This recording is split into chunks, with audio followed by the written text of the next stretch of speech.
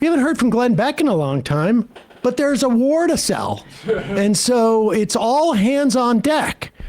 All of these people who, claim to be non-interventionist or anti-war or against about the deep peace, state, against the deep state, or, all of a sudden, when it's time for a possible war, wow, now we've got something we can actually get behind and talk about.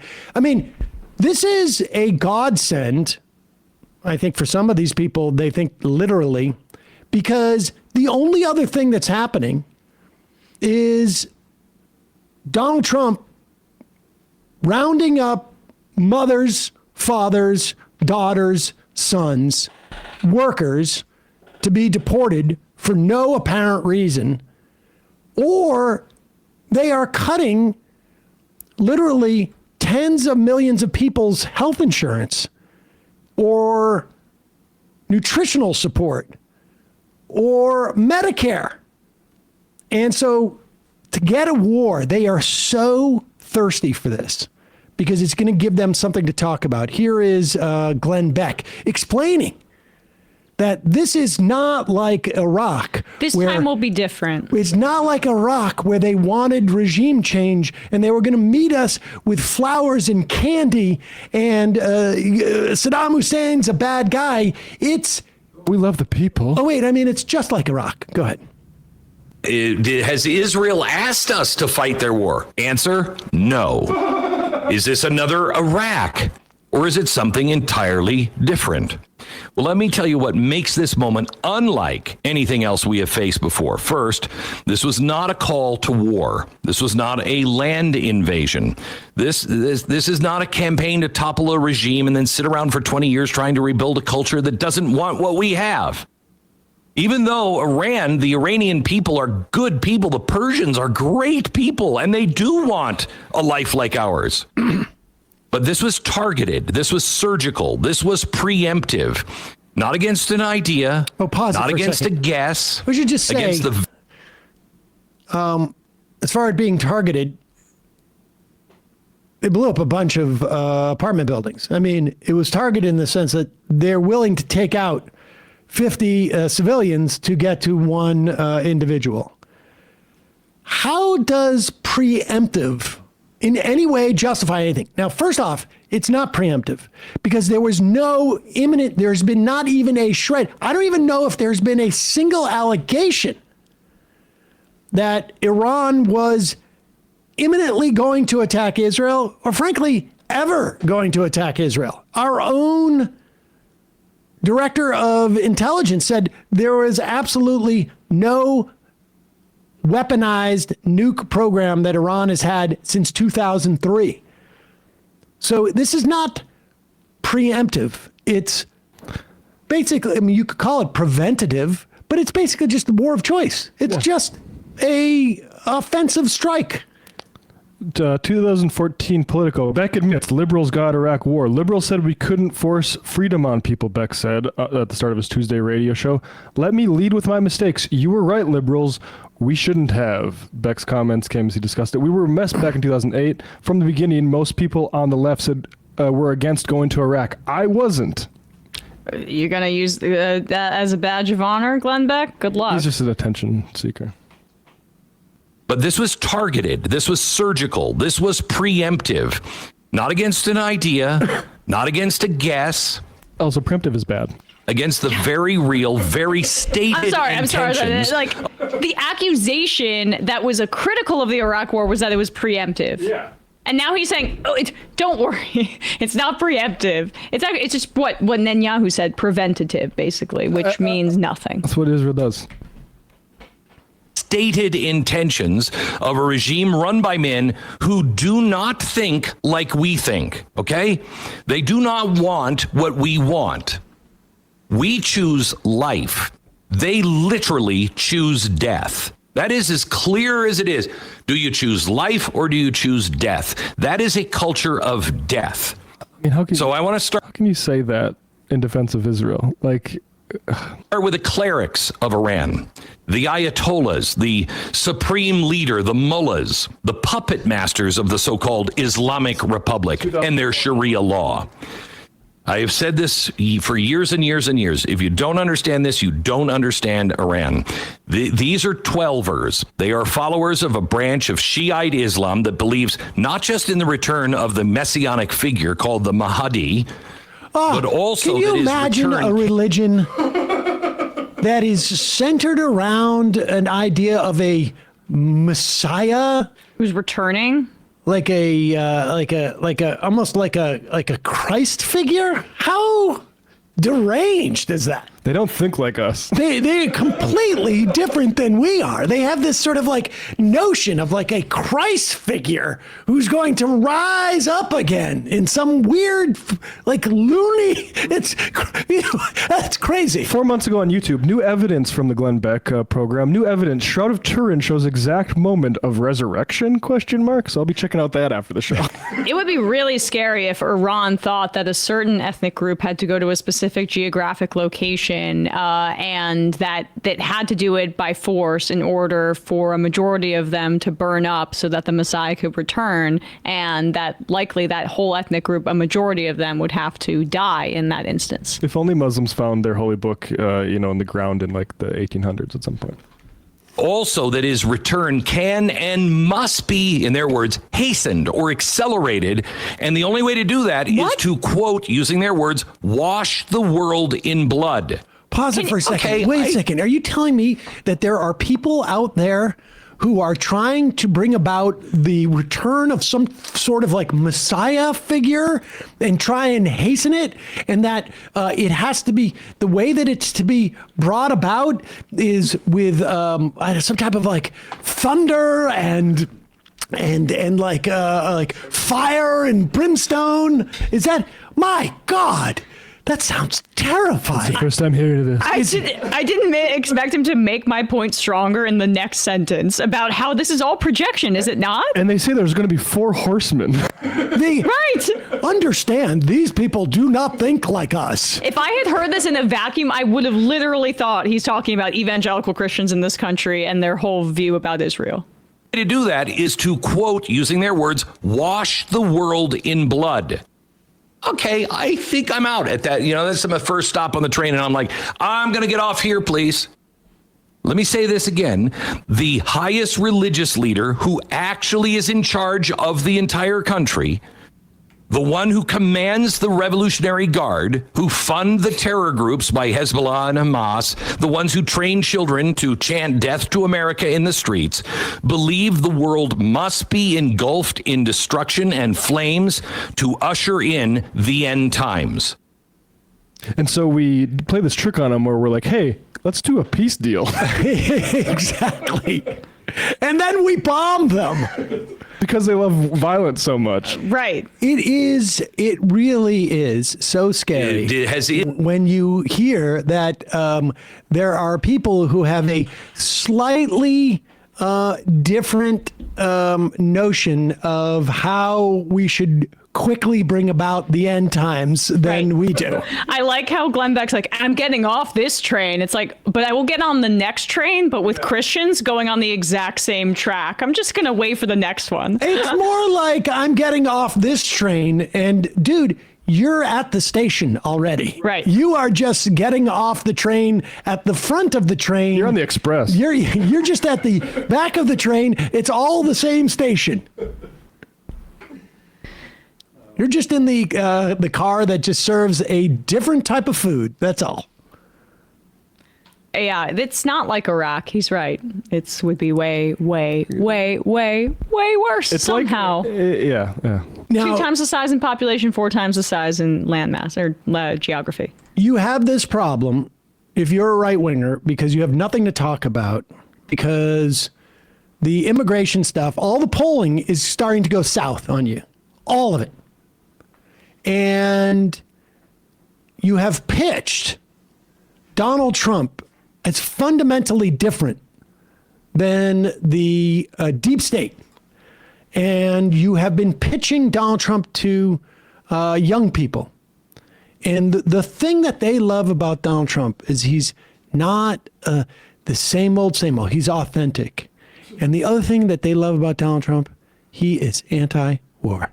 He is not going to get as mired in some type of conflict, some faraway country on behalf of somebody else's interest. No, we got problems it is here. America first. And despite the fact that the reconciliation bill will cut millions of Americans' health care, and despite the fact that it will also keep food literally out of the mouths of millions of Americans, and despite the fact that it's, a giveaway in there's a tiny couple of giveaways where we're giving away several $100 million in special favoritism tax cuts. And despite the fact that the overwhelming 80% of the tax cuts go to the wealthiest in this country, we still have the fact that Donald Trump is not going to get us into needless wars.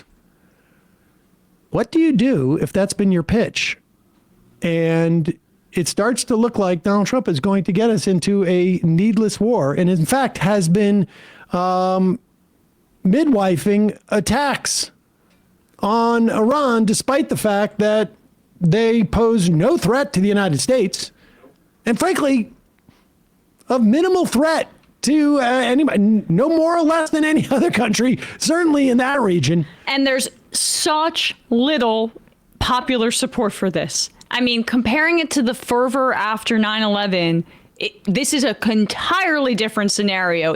Public opinion about Israel is in the shitter, and this administration is trying to sell a deeply, deeply unpopular war or intervention to the public right now. And what do you do? What do you do? Well, if you're Charlie Kirk, you tell your followers, hey, I think it's time for you to take a little nap. He writes on Twitter, when things are moving very fast and people are losing their minds, it's important to stay grounded. Turn off your phone, read scripture, spend time with friends, and remember, internet fury is not real life. It's going to be okay.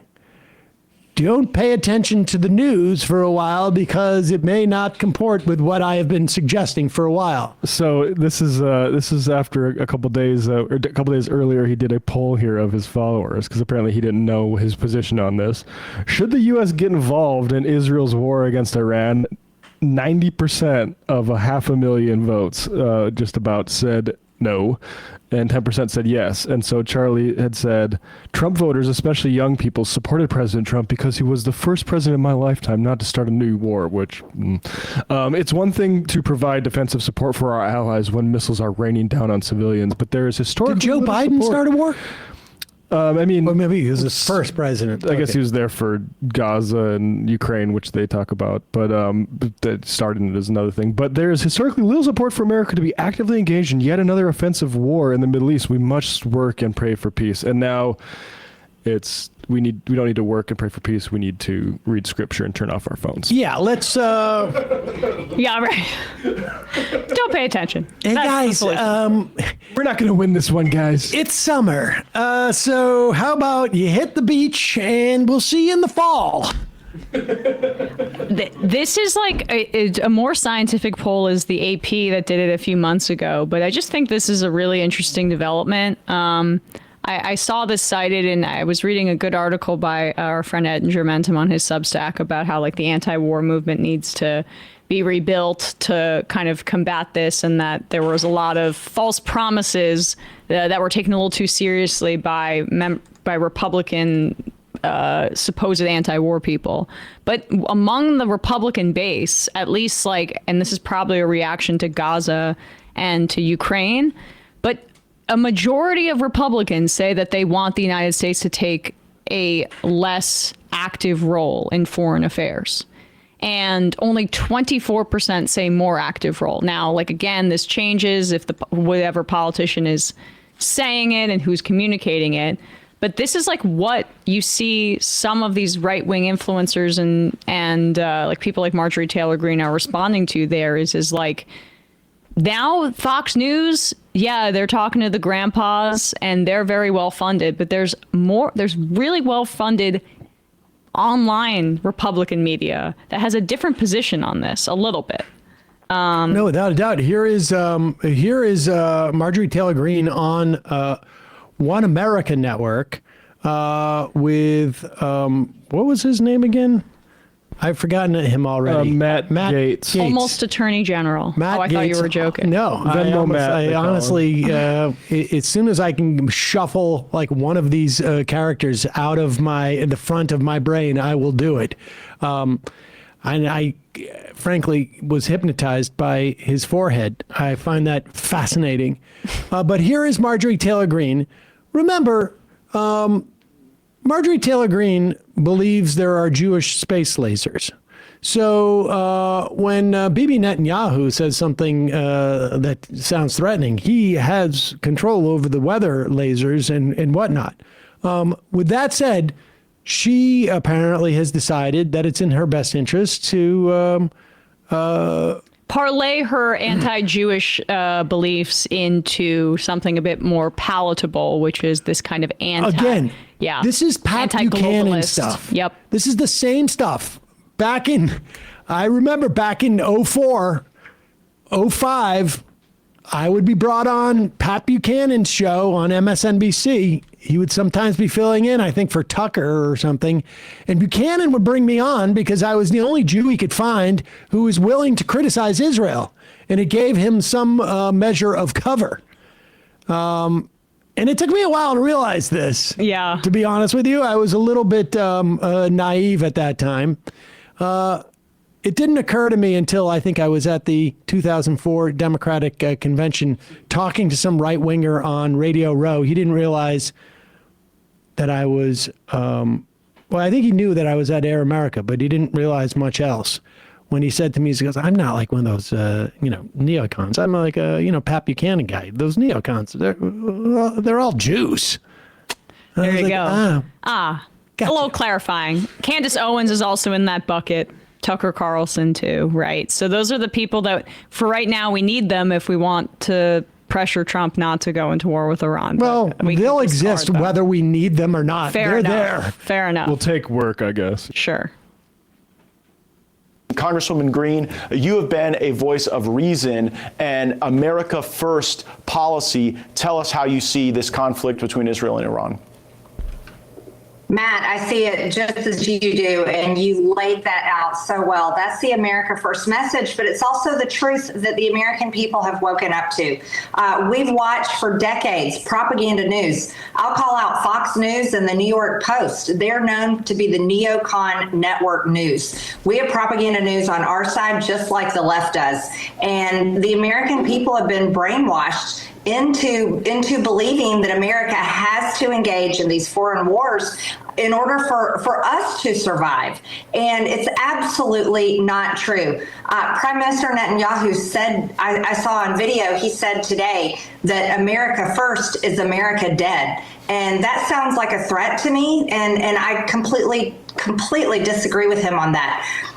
In order for America to not be dead, it's to stay America first. And this is what the American people want. It is not anti-Semitic to say that we do not want to go to war against Iran or any other country. That is not anti-Semitic at all. It's actually rational, it's sane, and it's loving to people all over the world. A Middle Eastern war will pull America back 20 years, just like you showed in your intro for your show. It's exactly the lies that we were told after 9/11, and many people know it's not true.